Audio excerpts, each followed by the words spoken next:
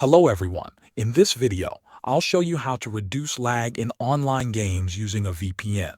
First, choose a reliable VPN made for gaming.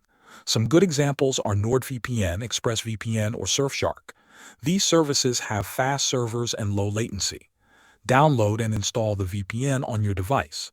Next, open the VPN app and sign in. Look for servers that are close to your game server location. For example, if your game server is in Germany, connect to a VPN server in or near Germany. This helps reduce the travel distance of your data and can make the connection faster. Once connected, check your ping in the game. A lower ping number means less lag. If it's still high, try switching to another nearby server. Sometimes one server might be crowded while another is less busy.